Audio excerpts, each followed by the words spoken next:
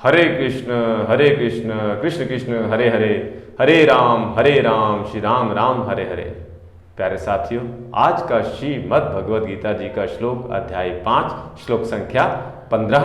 भगवान कहते हैं, नादत्ते कस्यचित् पापं न चैव सुकृतं विभुः अज्ञानेनावृतं ज्ञानं तेन मुह्यन्ति जन्तवः।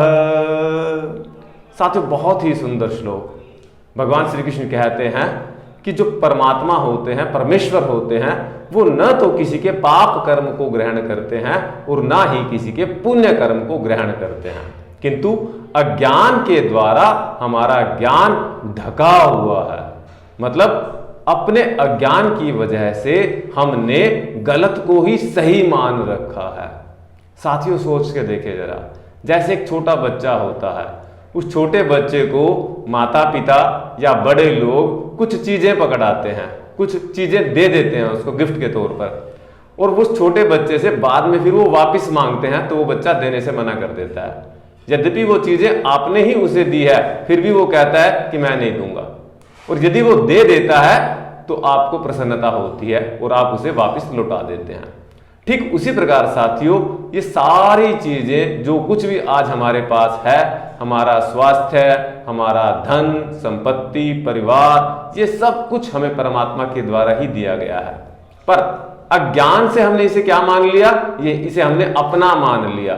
और भगवान कह रहे हैं, ये जो तुम सोच रहे हो ऐसा वास्तव में है नहीं, ये अज्ञान है। ये सब कुछ प्रकृति के द्वारा होता है।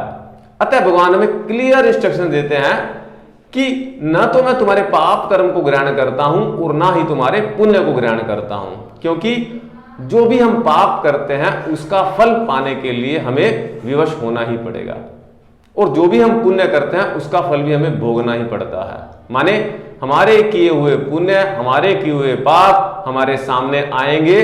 बहुत अच्छे प्रकार से हमें बात बिठा लेनी चाहिए अपने दिमाग में कि हमें उन सब कर्मों का फल भोगना ही पड़ेगा जो हम कर रहे हैं।